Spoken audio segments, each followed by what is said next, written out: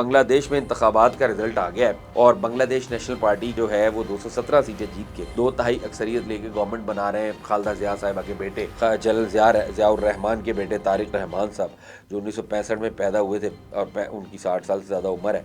He was a Pakistani national when he born और उसके बाद बहरहाल मुक्ति बहानी में भी रहे और पाकिस्तान से तकसीम की जो कैंपेन थी उसके रूह रवां भी थे, वो उनके वालिद भी थे। बहरहाल वो तो छोटे से थे उस वक्त 71 में, क्या उन्होंने करना है, लेकिन बहरहाल वो पाकिस्तानी नेशनल थे और फिर उनके वालिद जो थे वो तो मुक्ति बहानी में को कर रहे थे ना लीड। अच्छा, लेकिन ये बातें माजी की हैं। इस वक्त एक नई डिबेट शुरू हुई है और वो ये है कि बांग्लादेश के अंदर जनरेशन जी को शिकस्त हो गई है। ये डिबेट मैंने ही शुरू की थी पाकिस्तान में। डॉक्टर नबिया के साथ पॉडकास्ट में एक सवाल किया था कि जनरेशन जी और जनरेशन एक्स में से कौन ज़्यादा करप्ट है। लोगों का दिमाग ही ख़राब हो गया है। मतलब वो जनरेशन जी के पीछे ही आप लोग पड़ गए हैं। इस हद तक बातें की गई हैं। एक दो ऐसा हुआ है कि बाकायदा एजुकेशनिस्ट लोग जो हैं उन लोगों ने ये बात की है कि जो जनरेशन जी है वो उस तरह परफॉर्म नहीं कर पा रही, यानी कि नौजवान नस्ल इस ईरा की।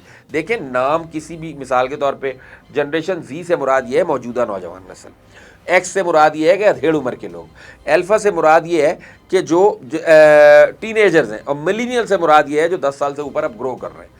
तो ये तो आपके नाम है ना, बुनियादी तौर पे तो नौजवान नस्ल की बात की जाएगी। नौजवान नस्ल कभी हारती नहीं है, ना ही उसको हारते देना चाहिए।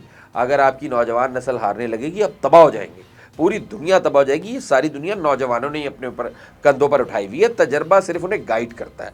बांग्लादेश में अब ये बातें करना कि जनरेशन जी को इस्तेमाल कर लिया गया, वो हार गए, ऐसा कुछ नहीं है।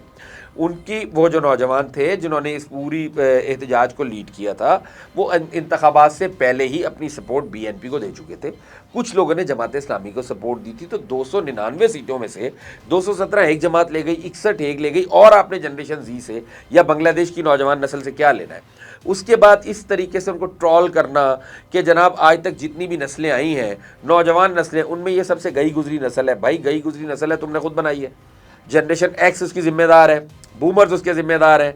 क्यों नहीं बच्चों को ग्राउंडों में भेजा, क्यों नहीं उनको फिजिकल एक्टिविटी की तरफ लगाया, क्यों उनके हाथ में मोबाइल दिया, अगर उनके हाथ में मोबाइल था तो उनको ये समझ दी क्यों नहीं। पूरी दुनिया में मतलब आपने कॉपी किया भारत को, या चलें भारत और आप तो एक ही है ना, जो उनकी जिंदगी जो आपकी ज़िंदगी है वो उनकी ज़िंदगी है। फिर आप अमेरिका और यूरोप को कॉपी करते हैं। अमेरिका में ये नहीं हुआ जो आपके मुल्क में या इंडिया में हुआ है, जो यूरोप में हुआ है। यूरोप की नौजवान नस्ल या जनरेशन जी भारत की, पाकिस्तान की, ये हो सकता है थोड़ी सुस्त हो, आपके बकौल ये हो सकता है थोड़ी पीछे हो। रूस की नौजवान नस्ल बिल्कुल पीछे नहीं है, वो इंतहाई ब्रिलियंट बच्चे हैं, वो इंतहाई ब्रिलियंट है। 30 साल तक के लोग दुनिया में सबसे आगे हैं। उन पे तो किसी मतलब आपकी ये जो साइबर वर्ल्ड है या जो 5th जनरेशन डेवलपमेंट्स है उसका असर हुआ, और इसमें सबसे आगे हैं, सबसे आगे हैं इसमें। तो बात यह है कि आपके पीछे वाली नस्ल में कोई खामी थी ना, जो आप इस नस्ल को उठा नहीं सके। आपकी के पीछे वाले लोगों में सलाहियत थी, उन्होंने आपको ग्रो कर दिया। और दूसरी बात, ये बिल्कुल गलत, सरासर गलत बात है। इस तरह नौजवान नस्ल को ट्रोल नहीं किया जा सकता, ना करना चाहिए। It's very bad. हमारी ये नौजवान नस्ल ही है जो परफॉर्म कर रही है। अभी जो गुज़िश्ता बरस मई में हमने इंडिया के साथ किया है तो वो हमारी नौजवान नस्ल ने किया है ना। आपकी एयरफोर्स के सारे वो लड़के हैं जो भारत को जूते मार के आए हैं, वो 22-22, 24-24 साल के हैं। इसी तरीके से जाएं आप पाकिस्तान की यूनिवर्सिटीज़ में, जाएं डॉक्टर्स को देखें, वो ये सारे नौजवान ही परफॉर्म कर रहे हैं ना, और खेलों में भी कर रहे हैं, फिजिकली भी ठीक है। लेकिन मसला, प्रॉब्लम आपके दिमाग में कहीं पर है।